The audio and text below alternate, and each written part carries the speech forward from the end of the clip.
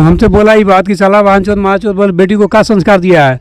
तो हम उससे बोले कि हम तो संस्कार नहीं दिए, लेकिन तुमको कौन संस्कार दिया कि अपने बाप से इसे बतिया रहा है। बेटी को सिखाती है, कोई भी माँ अपनी बेटी को गलत नहीं सिखाती है। वो बोलते थे गलत आप लोग सिखा रही हैं, गलत। हम बोलेंगे धीरे धीरे बेटी तुमको हम देंगे। बेटी बोली मम्मी आप भी मजबूर है, कहाँ से ला के दीजिएगा आप हमको, जब होगा तब दीजिएगा। हमको गाली दे रहा है लोग, तुमको सहने दीजिए मम्मी।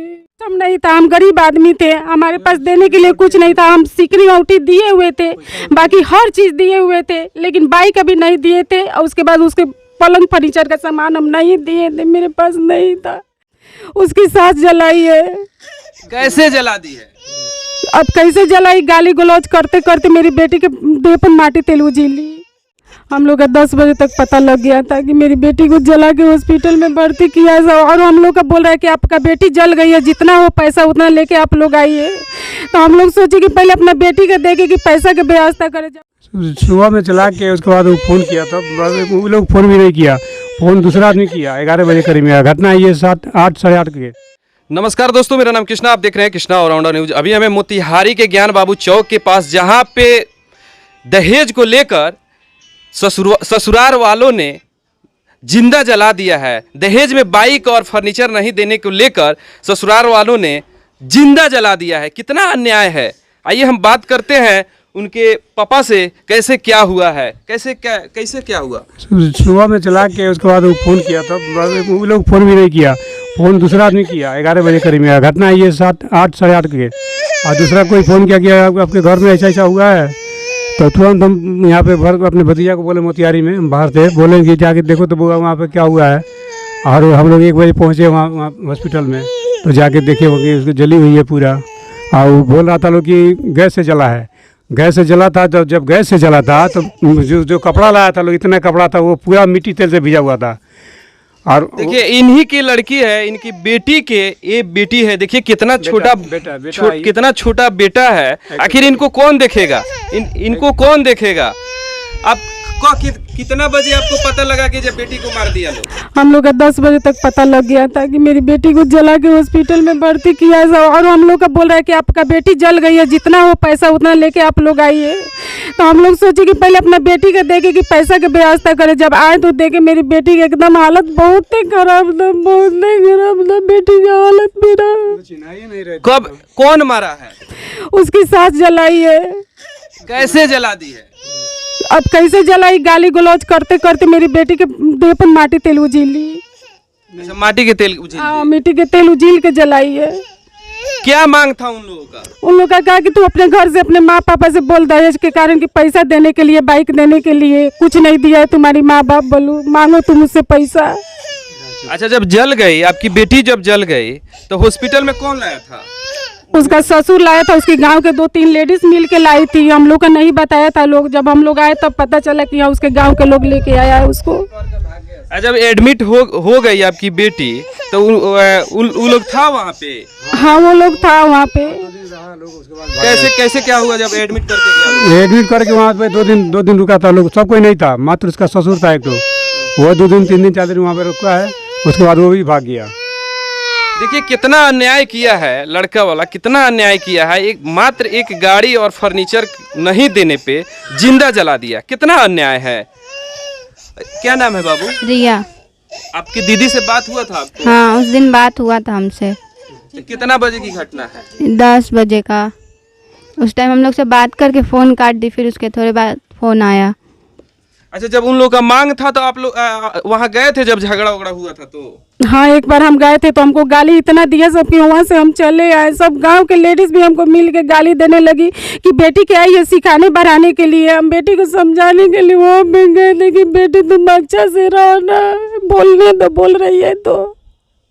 अच्छा, जब वो लोग दहेज मांग रहा था तो आप दहेज में क्या क्या दिए थे कि फिर मांग रहा था? जब शादी किए तो दहेज में क्या दिए? सक्षम नहीं था, हम गरीब आदमी थे, हमारे पास देने के लिए कुछ नहीं था। हम सिकरी औटी दिए हुए थे, बाकी हर चीज़ दिए हुए थे, लेकिन बाइक अभी नहीं दिए थे। और उसके बाद उसके पलंग फर्नीचर का सामान हम नहीं दिए थे, मेरे पास नहीं था। हम बोलेंगे धीरे धीरे बेटी तुमको हम देंगे।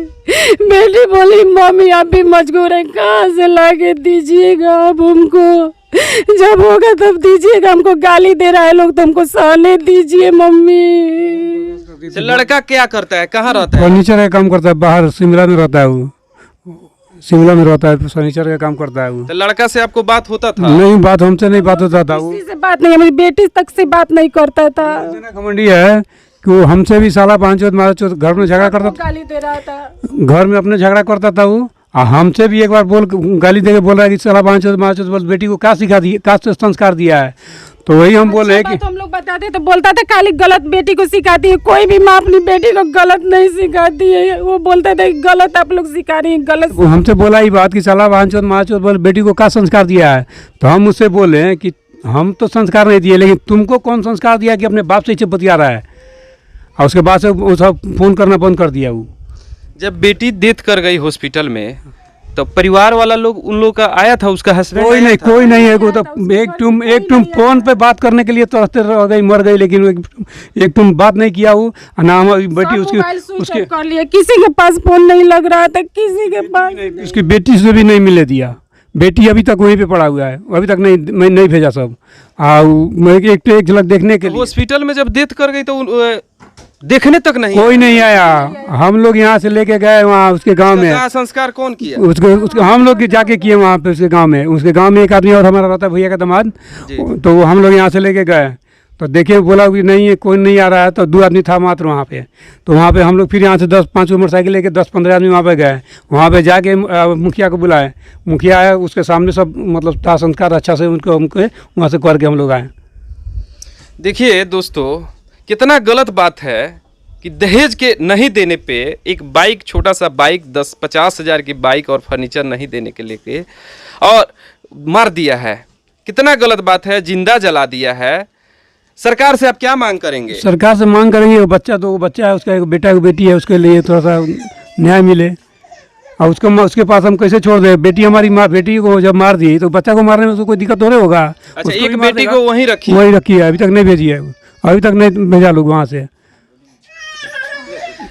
क्या नाम है आपका? मेरा नाम प्रियस कुमार हुआ। कैसे आपको इस सूचना कब मिला? सूचना हमको 11 बजे दिन में मिला। मेरे अंकल ही फ़ोन करके बताए कि देखो प्रियस, मेरी बेटी को ऐसे ऐसे करके ससुराल वाले उसको एडमिट कराए हैं रहमानिया हॉस्पिटल में, तुम जाके पता करो कि ये घटना सही है या गलत है।